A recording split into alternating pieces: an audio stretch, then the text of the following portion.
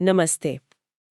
आज की इस बातचीत में हम कुछ बहुत ज़रूरी गंभीर मुद्दों पर बात करेंगे। बिल्कुल। समाज से जुड़े मुद्दे भी हैं और तकनीक की तरक्की भी।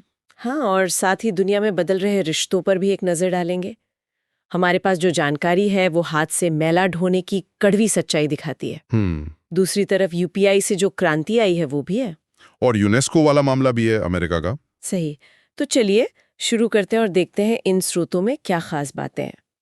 शुरुआत करते हैं एक चिंता बढ़ाने वाली खबर से। जी। सामाजिक न्याय मंत्रालय की एक रिपोर्ट है 2022-23 की। हाँ, मैंने देखा उसे। उसमें 8 राज्यों और केंद्र शासित प्रदेशों का जिक्र है और बताया गया है कि सेप्टिक टैंक या सीवर की खतरनाक सफाई करते हुए 54 लोगों की मौत हो गई। 54 मौतें, ये बहुत बड़ा आंकड़ा है। और इससे भी ज्यादा चौंकाने वाली बात यह है कि लगभग 90% मामलों में, मतलब 54 में से 49 में, कोई सुरक्षा उपकरण नहीं था। बिल्कुल कोई मास्क, कोई सूट, कुछ नहीं दिया गया था। ये तो मतलब अविश्वसनीय है, खासकर तब जब इसे रोकने के लिए कानून भी है। हाँ, वही तो। पीएमएसआर एक्ट 2013 है ना? जी, पीएमएसआर एक्ट। ये साफ तौर पर हाथ से सेप्टिक टैंक या सीवर साफ करने पर रोक लगाता है। लेकिन हो रहा है। हाँ, जमीनी हकीकत यही है। ये खतरनाक काम अब भी हो रहा है। सरकार ने खुद नमस्ते योजना के तहत, अच्छा, वो जो पुनर्वास वाली योजना है। हाँ, उसी के तहत करीब 85,000 ऐसे कर्मचारी पहचाने गए हैं। अब सोचिए, ये सीधे सीधे हमारे संविधान के मूल अधिकारों के खिलाफ है। अनुच्छेद 17 और 21। बिल्कुल। अनुच्छेद 17 जो छुआछूत खत्म करता है और अनुच्छेद 21 जो सम्मान से जीने का अधिकार देता है, दोनों का उल्लंघन है ये। सुप्रीम कोर्ट ने भी तो कुछ कहा था इस पर। हाँ, 2023 में डॉक्टर बलराम सिंह बनाम भारत संघ मामले में कोर्ट ने बहुत कड़े निर्देश दिए थे। क्या निर्देश थे? कि अगर ऐसी दुखद मौत होती है तो परिवार को 30 लाख रुपए का मुआवजा मिलना चाहिए। 30 लाख? हाँ। और अगर कोई स्थायी रूप से अपंग हो जाता है तो 10 से 20 लाख। और ये भी कहा कि लापरवाही बरतने वालों पर कार्रवाई हो। पर फिर भी देखिए, स्वास्थ्य के खतरे तो हैं ही। हेपेटाइटिस, टेटनस, दम घुटना, ऊपर से सामाजिक कलंक और गरीबी का दुष्चक्र, ये सब बना हुआ है। तो क्या कोई समाधान सुझाया गया है इन स्रोतों में, कोई रास्ता? हाँ, समाधान की बात भी है। सबसे पहले तो कानूनों को सख्ती से लागू करने की जरूरत बताई गई है। वो तो है ही। दूसरा, सफाई के काम का 100% मशीनीकरण, जैसे वो बैंडिकूट रोबोट्स हैं। अच्छा, हाँ, सुना है उनके बारे में। या वैक्यूम ट्रक। स्वच्छ भारत मिशन 2.0 में भी इस पर जोर है। और जो लोग ये काम कर रहे हैं, उनका क्या? उनके लिए पुनर्वास और वैकल्पिक रोजगार, पीएमडीएएक्स जैसी योजनाएं हैं जिनसे ट्रेनिंग देकर उन्हें दूसरे कामों से जोड़ा जाए। ये बहुत जरूरी है। सही बात है। मतलब एक तरफ ये गंभीर चुनौती है जिसके समाधान के लिए तकनीक की बात हो रही है जी, और दूसरी तरफ तकनीक ने भारत में खासकर पेमेंट के क्षेत्र में एक क्रांति ला दी है। हाँ, यूपीआई की बात कर रहे हैं आप? बिल्कुल।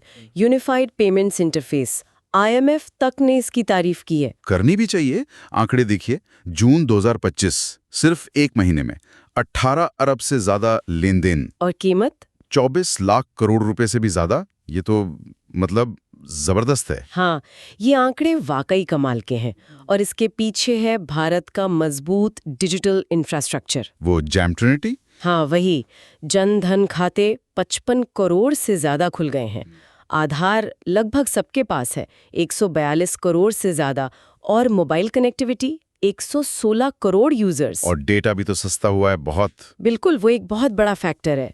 2014 में कहाँ 1 GB 300 रुपए का था, अब 10 रुपए से भी कम है। सही। इन सब ने मिलकर यूपीआई को इतना सफल बनाया है, आज लगभग 49 करोड़ लोग इसे इस्तेमाल कर रहे हैं। और व्यापारी भी। हाँ, करीब 6.5 करोड़ व्यापारी, छोटे दुकानदार, रेहड़ी पटरी वाले, सब जुड़ गए हैं। यही तो वित्तीय समावेशन है।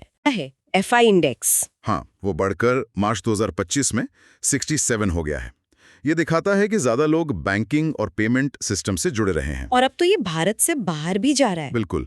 यूएस, यूएई, सिंगापुर, फ्रांस, 7 देशों में तो लाइव है और ब्रिक्स देशों में भी ले जाने की योजना है। कमाल है। चलिए अब जरा अंतर्राष्ट्रीय मंच पर चलते हैं। अमेरिका और यूनेस्को की खबर है। हाँ, अमेरिका ने फिर से यूनेस्को से हटने का फैसला किया है। दोबारा? वो तो पिछले साल ही वापस आए थे 2023 में। हाँ, बिल्कुल।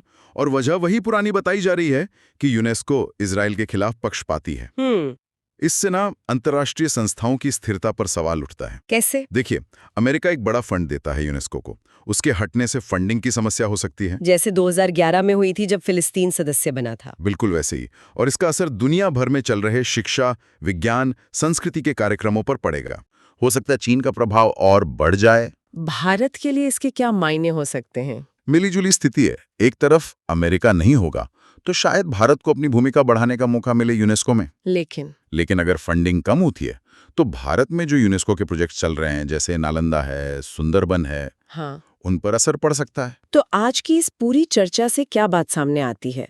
हमने एक तरफ समाज की एक बहुत गहरी समस्या देखी, मैला ढोने की। हाँ, जिसके लिए सिर्फ कानून नहीं बल्कि पूरी व्यवस्था में बदलाव और तकनीक का सही इस्तेमाल चाहिए। बिल्कुल। दूसरी तरफ हमने देखा कि कैसे तकनीक ने, यूपीआई ने पैसों के लेन-देन का तरीका ही बदल दिया, वित्तीय समावेशन को बढ़ाया। और आखिर में ये भी देखा कि कैसे अंतर्राष्ट्रीय सहयोग और रिश्ते कितने नाजुक हो सकते हैं। सही कहा। और जाते जाते एक सवाल शायद हम सबके सोचने के लिए छोड़ सकते हैं। बताइए। हम एआई, रोबोटिक्स जैसी नई तकनीकों की बात कर रहे हैं। इनका जिक्र मैला ढोने की समस्या के समाधान में भी आया। हाँ, मशीनीकरण के तौर पर। और लोगों को नए हुनर सिखाने में भी। तो क्या हम इन पावरफुल टूल्स का इस्तेमाल सिर्फ पेमेंट जैसी चीजों को आसान बनाने के लिए ही करेंगे, या फिर मैला ढोने जैसी जो अमानवीय स्थितियां हैं, जहां इंसान की गरिमा ही दांव पर है, हाँ, उन्हें जड़ से खत्म करने के लिए भी इनका इस्तेमाल हो सकता है? क्या तकनीक सच में इंसानियत की सेवा कर सकती है? इस पर सोचना जरूरी है। बिल्कुल सोचने वाली बात है।